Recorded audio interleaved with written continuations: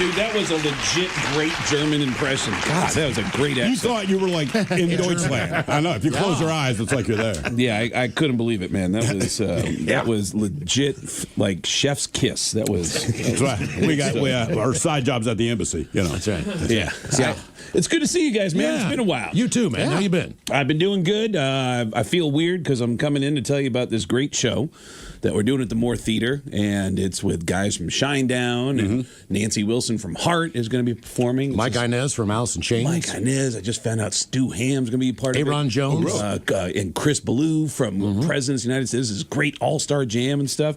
And the whole thing is an anti-bullying. It's raising money for this anti-bullying campaign. And it feels weird to do this because in a few weeks I'm going to be calling you to tell you that I'm putting out my first comedy special this year, which is me making fun of Kiss for an hour. And it feels kind of weird because in a few weeks you're going to be like, man, it sounds like Craig lost the message. So, Well, you are the MC of the event. I am the MC of the event this Saturday at the Moore Theater. Amplify Courage this Saturday night. I believe it's 7 p.m. And Zach and Brent from Shinedown are coming in to do a set, and Nancy Wilson with her band playing some Heart classics, and Mike Inez from Alice in Chains, and there's some other people are going to get thrown in the mix. And yeah, it's weird opening for a band. It's not an easy thing to do. You know? Right. But you're going to do stand-up. I'm going to do some stand-up. I'll do it up front. I mean, I've done this enough to know when it doesn't work. Do you know Mike Tyson's favorite band? Kith. I've done shows where, like, the first big rock band I ever opened for was Metallica about 20 years ago. And I wanted, because they were so nice to me, they're so supportive of me as a band, that I wanted to be part of a show. They were coming to New York to do a special event. It was 1,000 seats, Bowery Ballroom, small venue. Yeah. And the only way you could get tickets was to win them through the Metallica fan club or through the radio station I was working at K-Rock, because I was on the morning show with Howard Stern. And I called the drummer of Metallica and said, if Metallica had any balls, you'd let a comedian open up the show. And I still have the message. He left me just boop. Hey, man, it's Lars. Dude, I got your message, and I spoke to James and Kirk and some of the other guys. Yeah, come down, do a couple 15, 20 minutes, whatever it is you do. Let's have some fun, huh? And I was like, all right. And I went, and then I'm super excited. I'm telling all my friends, like, to tell you what I'm doing next week. I'm open for Metallica next week. Did I tell you about next weekend? I'm open for Metallica. And then I get to the venue, and I'm like, oh, my God, everybody here's on coke. What am I doing? Like, I was like, this is the dumbest thing I've ever gotten myself involved in. And then I got scared, and Lars said, he goes, dude, you're overthinking this, man. Dude, I'll walk out on stage and I'll say, hey, Metallica's about to kick your ass in about 15, 20 minutes. But first, I'm going to bring out a good friend of mine who's going to tell you some jokes. And I was like, that's the worst intro I've ever heard in my life.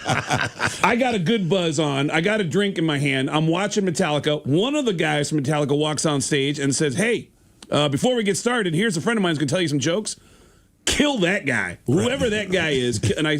And out of fear, I walked out on stage and I said, just give me the microphone. And I walked out and said, good evening, my name's Craig. I am Metallica's tour manager. And the guy,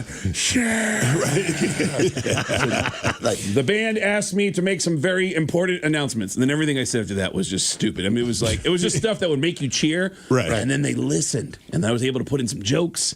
And then they listened some more. And then I was able to get through it. But with this being a charity event, I think the energy is going to be great. Like, everybody And I feel like they know, because I've heard other comedians talk about like opening up for a band and the audience doesn't know there's going to be a comedian. It just sounds brutal. Oh, yeah.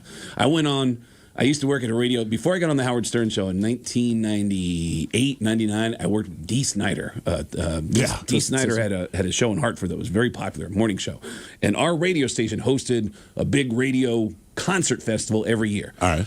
And they said, hey, would you like to do stand-up in between the acts? And I don't know who decided to put me on after Public Enemy, but it was. I went on in between Public Enemy and 311. And You brought the excitement there. oh man, I still to this day remember Public Enemy walking off stage, walking out and going, how you guys doing? And someone in the crowd said, kill him.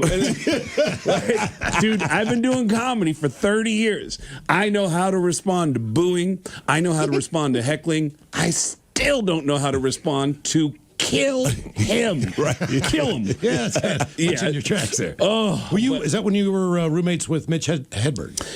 Mitch, who passed away exactly 21 years ago today. Wow. Was my roommate in 1998. Okay. So you were working at K-Rock then? Yeah, I was starting to write for Howard at the time. I picked up a gig writing for Weekend Update for Saturday Night Live, and then I was writing for Howard. I had just moved out to New York, so I was sitting next to Howard hadn't happened yet for another couple years. But yeah, Mitch, What year were you writing for Weekend? The reason I asked this is because I just bought the book, like Saturday Night Live, 50 years, whatever. Mm-hmm. Big ass book. It's all this oral history, and it's really interesting. But at one point, I think I'm at the point now where, what is it? Norm Macdonald just got the boot. Oh yeah. From Weekend Update, but the reason I'm asking this is because at some point NBC wanted SNL to get rid of Weekend Update. They just said it's not work. Lorne Michaels, he fought, he saved it, he won, but they wanted to get rid of it. So I was just curious, what years were you writing? That's funny because that's right when I met Colin Quinn, who was doing Weekend he had Update, just taken over, and right. Colin was the guy who took over for Norm, right? And I wasn't a staff writer, I was a contributing writer. I would fax in my jokes every Friday before whenever there was a live show, and that was from October of '98 until May of 2000. I kind of had a feeling that Colin was about to go. And he did. Yeah. After that last show, Kid Rock, I remember was a musical guest, and a friend of mine, Kenny, was the guitar player for Kid Rock's band. So he was feeding me beers all night at 8H at the studio. And I got so drunk that I had the balls to walk up to Lauren, who I'd never been introduced to before, and I said, "Hey man, I want to audition." How did that go? Oh, in my mind, it went great at the time, and but I tried to follow up, and he was actually incredibly open to the conversation. But this is actually really embarrassing. I called and said, "Hey, Lauren told me to wait a couple of weeks to call in. I'm Craig Gass. I've been a contributing writer to Colin Quinn's Weekend Update segments, and I'm supposed to connect and follow up about sending a tape." And Lauren's assistant said, "Okay, well, you got to have your agent call." And I said, "I don't have an agent." And the kid said, "Well, then I don't know how to do this." And I said, "Okay, no problem." And I hung up, and I never called them again about it. I actually got so insecure about I'm not even being a professional comedian right now that things happen for a reason. Sure. But yeah, Colin, that Norm Macdonald story is the greatest, why he got fired. Because the executive. All right, so NBC jokes? Is it the OJ stuff? No, so OJ was still friends with the NBC president or something. Don Ohlmeyer. Yeah, that's the dude. He wasn't even in the building. That's what they were saying. He lives in L.A. He was in Burbank. Yeah. And his position was he was the director of West Coast late night programming in Burbank. Yeah. But his previous gigs had been sports related, including he was the creator of ABC's Wide World of Sports, which put him in the sports world, and making friends with all these celebrities in the sports world, including O.J. Simpson. They were like golf buddies. Yeah, so Don Ohlmeyer has a personal bone to pick with hey, don't make fun of my friend. And he kept faxing in, my understanding is that he kept faxing in hey, he's easy on the O.J. jokes. Why are you getting involved in this? It's like having an overactive PD at your station. That's basically what he was. Nobody there liked everyone that was guy. talking about that. Yeah, and of course, everywhere. But SNL did it differently because they dug it. They did it in the cold open.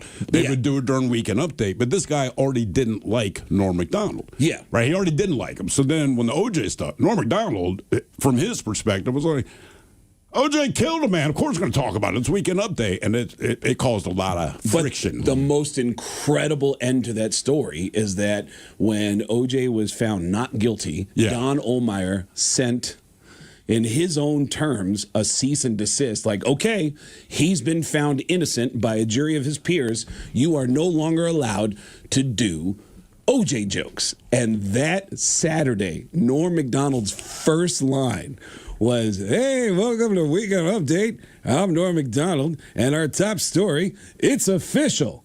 murder is legal in California. And he got fired right after that performance. He stepped up to the plate and just did it, and which is every comedian on planet Earth is like, damn, that is balls. But you respect that and you admire it, but the man, whoo, and then Colin stepped in, and Colin did an incredibly gracious turn that next week where he gave a speech, and his speech was like, welcome to Update with Colin Quinn. And he goes, you ever go to you got a favorite bar you like to go to? You got a favorite bartender, Dave? And you like Dave. Dave's your guy. Dave knows your drinks. He also knows your stories. He knows how your drinks need to be made, and he's always good to you. And one day you show up, and Dave's not there. It's this guy, Chuck. Chuck, you don't know Chuck. And he doesn't know your drink orders. He doesn't know anything about you. But what you don't know is that maybe Dave trained Chuck how to do the job. Maybe Dave told Chuck, hey, keep an eye out for this guy or this guy. Make sure this guy's happy. Well, I'm Chuck. What do you have?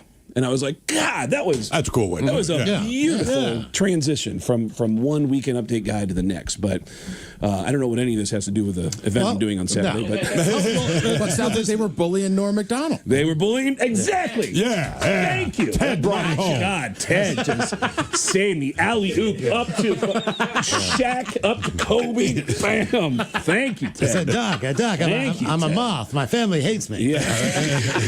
The Moore Theater is this Saturday night. It's the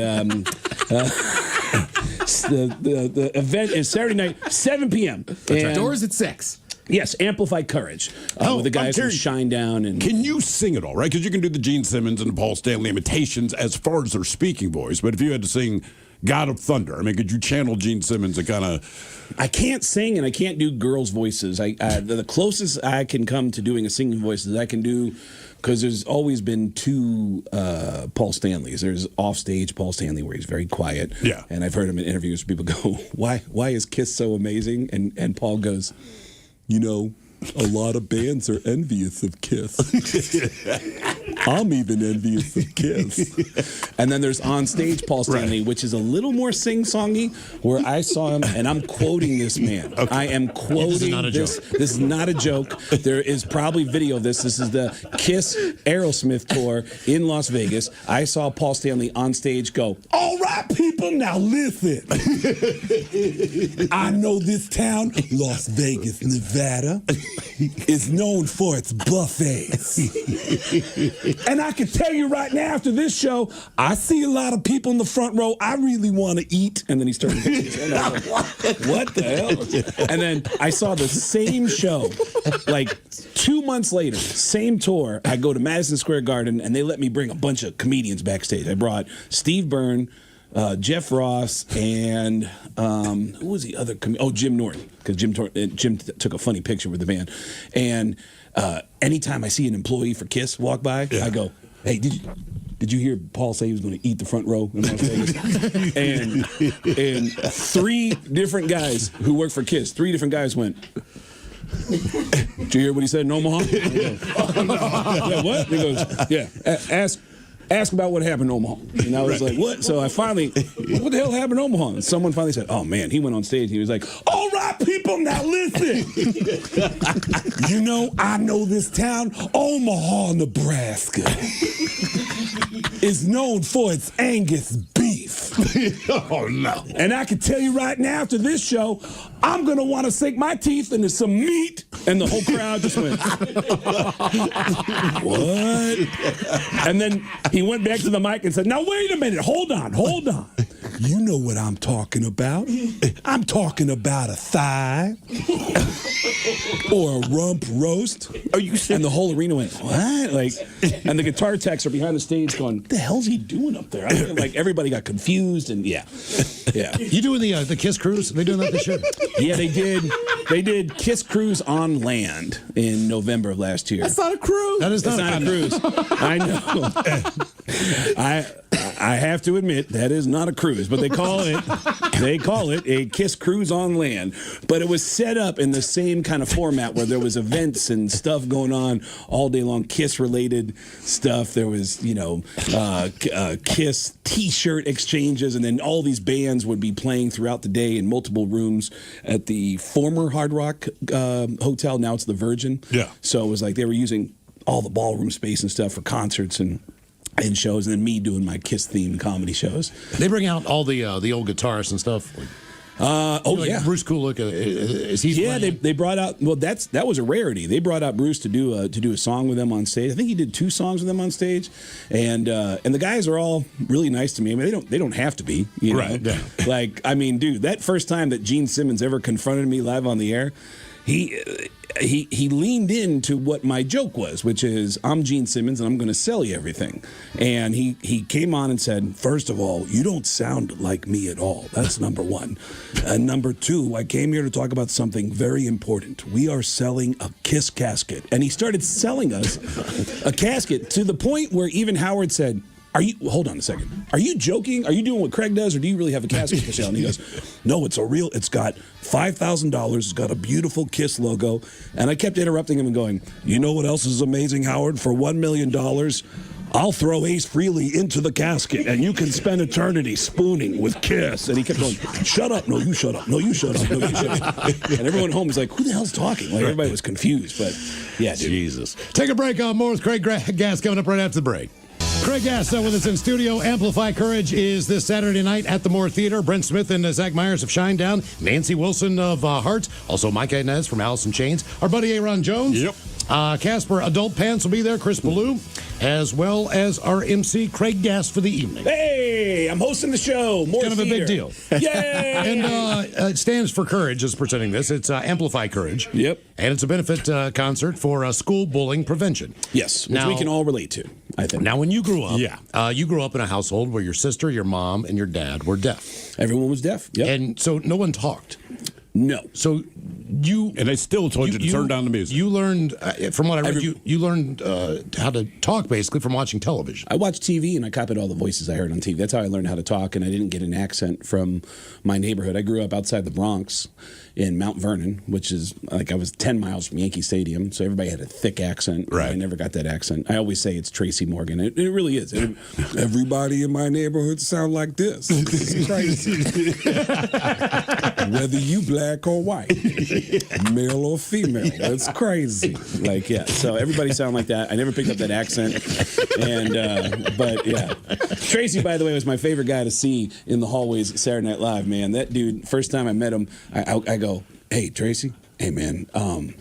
My name's Craig. I write for Colin, and I just want to tell you, dude, you are my favorite cast member. I think you're the funniest dude on the show." And he said, "Yeah." That's crazy. And he goes, "You a stand-up comedian?" I go, "Yeah." And he goes, "What you doing next Friday?" I go, "I don't know what." And he goes, "I said next Friday." And I go, "I don't know. What am I doing next Friday?" And he goes, "You're going to be opening up for me at the New York Comedy Club." And I was like, "Oh, what? Really? Oh, my God, I would love to do that." And I planned my whole week around it. I get to the show. His crowd was great to me. And then I get off stage. He's at the bar, and he goes, "Craig, what you drinking?" And I go, I was still drinking at the time. I was like, "Can I get a Corona?" And he was like, "Yeah. How you like this?" And I go, how do I like this club?" And he goes, "No, how you like stand-up comedy?" And I go, I'm head over heels in love with comedy. He goes, "You got to be like Bruce Lee in the 6-foot kick." And I go, the what? He goes, "You don't know about Bruce Lee and the 6-foot kick? They say when Bruce Lee kick you, you go back 6 feet. That's why when people are like, 'How you living?' I'm like, I'm 6 foot kicking it." And I was like, what is going on with this conversation? Like, every conversation I've ever had with him was just bizarre, and it was always talking in euphemisms, you know? And we interviewed him once, and it was kind of excited to do the interview. It was crazy. But the same thing where I'm like, he's not acting. Like, this dude is legitimately a lunatic. It's hard to tell. You didn't know, but Like, is he like doing shtick? Do you know I'm realizing the last time I ran into Tracy in person was here. I had just landed in Seattle to watch Mariners baseball games. I always come up every summer to go to as many Mariner games as I can on a home stretch. And then I looked up Polestar to see what was going on in Seattle. Tracy Morgan is at the Neptune Theater. And I text a buddy of mine who usually opens for him. I was like, "Are you in Seattle?" And he goes, "Yeah, man, I just got off stage." And I said, "Dude, I'm coming over to the theater." He goes, "No way, get over here." So I pull up, and he walks me up to the side of the stage. Tracy has already been on stage for 10 minutes. And he goes, "Oh, man, Tracy's going to be happy to see you when he gets off stage." And Tracy walks by like he's in mid-conversation. His opener goes, "Tracy, look who's here." And he goes, "Craig, you know why my hands are so smooth?" And I go, "What?" And he goes, "You know why my hands are so smooth?" I go, "I don't know why." He goes, "Because they always counting money and rubbing girls' booties." And he walked out the room. I was like, "Good to see you, man." I hadn't seen him in a year. That was the conversation. I was like, that is the weirdest intro and outro I've ever heard. There wasn't even a greeting or a hug. It was just a philosophy as he walked out the door. Wow. Yeah, philosophy in life. But yeah. So, Have you ever done, not that this could ever happen, but I'm sure you can do ASL, right? yes, I'm not, I spell most things out, but yes, I can do sign. So you couldn't do an entire performance in front of a deaf crowd, could you? No, because I annoy people. Because from the time I was a kid, when I signed things wrong, my mom never corrected me. So she knew what I meant, and she would just never correct me. But it didn't dawn on me until as I got older, and her friends would come over, and I'd join in on conversation. I'd start signing, and then all of her friends would go, "What the hell?" They go, what is he saying? And my mom would go, "I know, but he's so cute, my little stupid boy." I took like 3 years of that of American Sign Language, and I moved to Frederick, Maryland. Okay, and it's one of the biggest deaf colleges in the United States, and I moved right beside it. My neighbors. Wait, are you talking about Gallaudet? Yeah. Oh yeah, my sister went to Gallaudet. My neighbors are In deaf. D.C.? Yeah, in No DC. kidding. So at this point in time, I had never actually been able to try to communicate with somebody, who was hearing impaired. And I did a couple signs, and then all of a sudden, she goes into a flurry. And I'm looking at this, and I'm like, I wasted a couple of years of my life. I don't understand it. Right. It's so fast. I was like, Jesus Christ. I can understand it better than I can do it, but I spell everything out. I spell most things out. And my sister will try to correct me now, and I'll be like, come on, man. I'm not changing. That ship has sailed. Yeah, it's weird that she waited this long to be like, that's not that word, it's this. And I'm like, all right, whatever. But, and my sister's also told me the best deaf jokes. I think I told you a couple years ago, we threw a surprise birthday party for my sister. And afterwards, we're all sitting down to have dinner, and my sister, who is deaf, she's sitting across the table from me. She's signing to me, and she waves and says, "Do you want to hear a good joke?" And I said, "Sure." And then she said, "Me too." And I was like, Jesus Christ. Like, what the hell? So, yeah. So it's funny because, we're doing this anti-bullying campaign behind this show that we're doing at the Moore Theater on Saturday with the guys from Shinedown and Nancy Wilson and guys from Alice in Chains and stuff. It's going to be this great concert, but the message behind it is to raise money for they make these anti-bullying videos that get out to schools here. And my education as a kid growing up with handicapped people was I learned how to lean into laughing at everything, because my family taught me like, man, just let it roll off your back, which is an important lesson you got to learn. But man, there's nothing more torturous than when you're at a young age and somebody just won't leave you the F alone. Just, it's like, it is torture. I would get migraines from kids. Was it tough even just like going out to dinner as far as communicating and things like that? Or were you the chief communicator? Well, what was tough is that everywhere we went, there would always be people staring at us like, what the hell is that? Because everybody's using their hands to communicate at the table. So it was always, so I got very comfortable with people staring at me and staring back at them like, until they get uncomfortable. Like, what the hell are you looking at me for, man? Like, and I got very comfortable with uncomfortable situations, so I think you learn to adapt. But I think it's important to put the message out to just not be a dick. It's important to not be a dick. I do know a kid that when I was, I was going to talk about this on stage. I was like 11 years old, and there was this kid who just moved from somewhere in North Africa. I can't remember. Oh man, I'm being way too specific about this, but he got bullied by these stoner girls all the time, and I remember one time two of the girls like cornered him. He had glasses on, and they were just being dicks to this kid, and one of them smacked him right in the face. His glasses flew off, and a bunch of us were just like, and nobody said anything. And he started crying, broke the glasses. And then when he gets home, I found out later his mom was so upset. You broke these glasses, like, well, somebody. And the mom got mad at him and I just remember he always carried this the weight of this pain with him, that even as an adult, I reconnected with him 30 years later. And he lives in another city now where he ended up in the military. He is buff and he's in great physical shape. And I remember sitting with him. I was like, hey, man, I timed my shows in his town to when the Mariners were coming to his town, because that's my priorities in life. Right. Yeah. You know, that's a big reason why I'm not famous, is because I book all my shows around Mariners and Seahawks games all around the country. So I go to join him for the game, and we were just talking about the old days when we were kids, and his voice started to crack. I mean, he's a very physically, intimidating looking man. And he said, I got to be honest with you, man, those days had a very bad effect on me as a child. And it's like, God, Yeah. you're a grown man. And it's like these early influences of pain from other kids can be so profound. I'm very lucky that I, for whatever reason, learned how to turn around and go, no, man, maybe you need to shut up. Right. And It's kind of weird. You'll forget a lot of people in life, but the person that beat you up, You ever remember the that? person that picked on you, yeah. you know their first and their last name. Oh, yeah. Carl Welty. Yeah, I mean, I'm just throwing it out there. It's been 45 years the last time I saw this guy, but yeah. It's traumatizing the first time you really get punched in the face. Yeah, so everyone It's like, you're like, wow, that hurt. So everyone that's going to be a part of this thing, they all, like Zach and Brent from Shinedown, want to do a set because they relate to the message and what's going on, and the fact that Nancy Wilson is going to come out and do some kick-ass heart songs, and then Do you know her very well? I don't think I've ever met her in person. Never really? I have a lot of friends who are friends with her, but I've never met her directly. But There's a lot of people that are looking forward to meeting her I was gonna- backstage. She I feel like seems everybody like we've the, interviewed- I don't even think she knows how big of a deal it is. But like everyone else we've talked to about this, it's not about anyone else except Nancy Wilson. Oh my Yeah. God, I don't know what I'm going to do. I wonder if she knows that like even these storied musicians are like they're losing their mind to meet you. yeah, I don't know. I mean, I find that to be the same for anybody who's really good at what they do. They don't realize the power.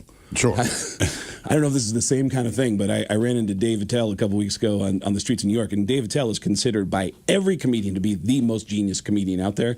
And we were just talking to each other on the streets of New York in the Village, and somebody walked by and was like, oh my God, Dave? And he goes, yeah. And he goes, can I get a picture of you? And I go, you want to give me the camera, man? I'll take the picture. And so I go to take the picture. This guy goes, man, I loved you on that show on Comedy Central. And he goes, yeah, I have no idea. And he goes, the one where you stayed up all night? Doesn't ring a bell. And he refused to answer and give him. He goes, you stayed up all night? Like you couldn't sleep? He goes, yeah, no idea. I don't know what that is. And he took the picture and I was like, wow, that's how you do it. You just mess with people and just make them feel uncomfortable about it. But yeah, I mean, Nancy Wilson is obviously a living legend. So. Yeah. Yep. So I mean, my whole thing is that when the show starts on Saturday at the Moore Theater, I'm supposed to go up. I'll do some stand-up, warm up the crowd, and then I just get out of the way and just go from jam to jam to jam. It's all-star jam right off the top. Guys from Presidents of the United States, Alice in Chains, those guys come out, Stu Hamm, all those guys, Aaron Jones, and then I believe they go to Zach and Brent from Shinedown to do a set, and my understanding is that it's supposed to end with Nancy Wilson.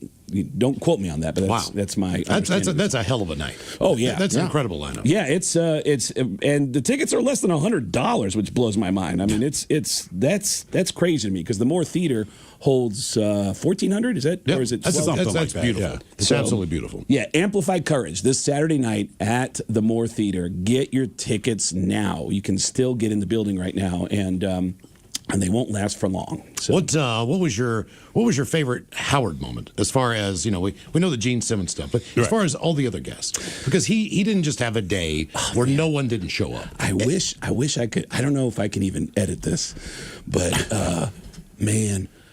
That handsome guy who's on the cover of all the Harlequin novels. What was that? Oh, Fabio. Fabio shows The up. guy got hit in the face with a bird, yeah. On the roller coaster. Yeah. Fabio comes in, and they go, "Hey, we got Fabio in," and the phones blow up with women who said, I met him in Central Park. Fabio, remember you took me to your apartment? He goes, oh, yeah.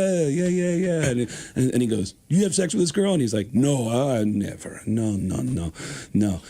No, I just, she's a nice girl. She, he's got this, I don't know where his accent's from. It's a nondescript accent. But women, every call is like, I met him and he took me to his apartment. I saw him at Starbucks. He took me to his apartment. And the whole time he goes, no, these girls very nice. I'm gentleman, okay? And then we go off the air and he goes, I eat the butt, right? And I couldn't say that. Oh man, he's got a huge nose too. Damn it! So he goes, "This is what I do. With my mouth." And then my friend, I go, "Want some?" Psych, because I take for myself. I don't share. And it was like he was a maniac off the air. On the air, he's like, "I'm a gentleman. I respect women." And off the air, he was the most disrespectful dude I've ever met in my life. And it was that when you ask that question, that's the first thing that comes to mind. Fabio. I loved how Fabio was a dirty, filthy pig as soon as the mics turned off. Do you ever get that where somebody's totally different off the air than they are on the air? Yeah. We've had a few people like that. I don't want to say this one guy is, but we've interviewed him a few times, and when the mics aren't on right during commercial break, he'll be talking like you are, right? Yeah. Everyone's just full-on conversation. Yeah. As soon as the mics are on, yes. No. And we're like, dude, like, literally, for 10 minutes we've been talking, we're laughing, we have these stories, but as soon as the mics are on, he has nothing to say. We had David Allen Greer on. We were in Baltimore, and he was just stone cold, man. He didn't want to have anything to do with being there. He was doing the improv that night. I mean, you could just tell, like, this was the last thing he wanted to do was come on our show. And his responses were even like, mm-hmm. And I remember how, seriously. And he had like a troupe with him. He had a woman comedian there as well. But anyway, we go to our first break, and Steve goes, "Hey, man, I met you down in Costa Rica at a casino." Yeah. And at this point, he's like, "Oh, really?" I'm like, "Yeah, man, you're in that room with that one broad." Now, I won't say what he was doing. Right. But when I was at the casino, everyone was aware of what he was doing. It was pretty heavy-duty stuff, all right? But it's not like there was a door. It's just like these bead curtain kind of things. He was public. And you could clearly see what was going on. But that said, there were a lot of celebrities there. So for the most part, everyone's keeping their mouths shut. Right. But when I said that to him, because he didn't meet me, but I saw you do this. Yeah, I saw you do this thing in Costa Rica, man. After that, he was willing to talk. Yeah, he was really. That's all I had to say. We didn't have to go. Like, once we made eye contact, like, you know exactly what I saw, and we can have this conversation on the air, or you can start talking. After that, he was fine after that. That is brilliant. Yes, indeed. I love that. I actually have a tip for you that I mentioned off the air that I'm surprised you haven't mined this for material, but you have a gentleman right here in your own backyard who is the king of dad jokes, and that is Duff McKagan. Okay. Every time I see Duff McKagan, he will walk up to me like we are in a conversation. I'll think that what he's saying to me is an actual story. All right. And there will be a punchline, and I'll go, shut up. And he's got, I mean, I'm telling you, he's never repeated a joke. I remember one of them. Believe it or not, this came out of the mouth of the great Duff McKagan. He said, did I tell you about that bar I went to a couple weeks ago where I had that weird incident? I go, what bar? And he goes, I went in this bar, and it doesn't dawn on me, like, he's sober. Why is he going to the bar? Right. And he goes, I went in this bar, and I said, can I get a Coke? And the bartender said, yeah. And he walks away, and I hear, man, you look good. And I was like, and there's nobody around me. And I hear, and you smell good, too. And I was like, and I'm alone in this bar. I go, excuse me. Someone is talking to me right now, and he goes, it's the peanuts. And he goes, what? It's the peanuts. And he said, and on the bar was a bowl of peanuts. And he goes, they're complimentary. And I went, shut the hell up. That is a Duff McKagan original. I'm telling you, the dude has like, he's got hundreds of them. Every time I see him, he's got a brand new joke. And I'm like, God. So when I hear you guys say, man, here's some dad jokes for you, I'm telling you, Duff McKagan is, I don't know if I'm like blowing his cover and now everybody's going to start hitting him up like, give me a joke. He comes in every once in a while. Yeah. Duff is so nice. Yeah, he I was is. doing a stage announcement at the Gorge, right? Mm-hmm. It was like Alice in Chains and then Velvet Revolver. So I don't know till we get out there, right? I'm already had a couple beverages. So we're backstage, and I'm completely nervous. Like, my mouth is so dry. Yeah. And Duff's like, you all right? I said, no, I'm very nervous. And he goes, me too. I've never actually played here. Then he went backstage, got me a Fiji bottle. First time I had a Fiji, and he's like, you'll be all right. I was like, thanks, Duff. Wow, that was incredibly supportive and kind. It was so nice. And Velvet Revolver kicked ass that night. They were unbelievable. Believe it or not, well, I was. So say, you remember that? Yes, I do. Because we were sitting up on the grass, and Ted says, "Hey man, do you want to go out and bring out the band with me?" I'm like, and I'm on mushrooms, and I'm rocking back and forth. And I'm like, no man, I don't think I can handle it. I don't think I can do it. And I swear to God, within 2 seconds, Ted's gone, and he's up on stage. I'm like, how in the hell did he do that? Whoa. He just vaporized and appeared. My mind was like, Right? Clearly been like an hour. been 25 minutes. Right, of course. Somewhere in there, I'm just like, Jesus, man, how did he do that? That's crazy. I'm just remembering there was one joke that Duff left me to figure out. We were in Winnipeg at the same time, and he was going to come to a comedy show that night. I had timed it to be in Winnipeg to do comedy shows, and then Guns N' Roses was going to perform the night after my comedy show, so I'm going to watch a Guns N' Roses show before I leave town.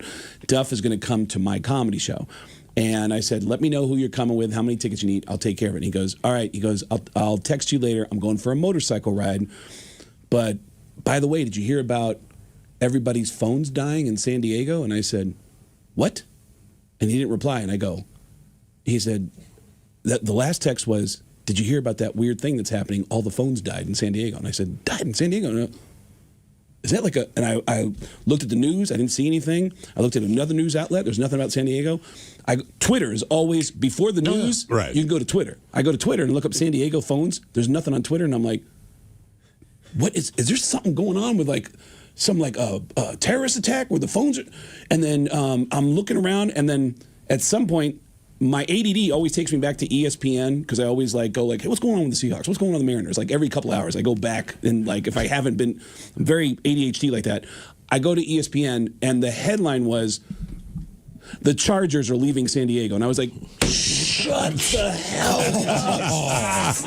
up. And when I saw him later, he goes, I sent you that text. I threw my phone in my pocket. I didn't look at it again. I went for a motorcycle ride with a big smile on my face. Like, you will figure that out. And I was like, what the hell? Amplify Courage is this Saturday night at the Moore Theater. Yeah. Brent Smith and Zach Myers, the Shine Down, Nancy Wilson, of course, the MC Craig Gass for the evening. Yep, and guys from Alice in Chains, Presidents of the United States. Right. It's a great concert. All-star jams, and then, Zach and Brent from Shine Down, Nancy Wilson, and me doing some jokes in between. Excited to be at the Moore Theater. Amplify Courage, Saturday night, Ticketmaster.com. Thank you so much. Thank you, Take brother. a break. Be right back. I just think about everyone has a smartphone with a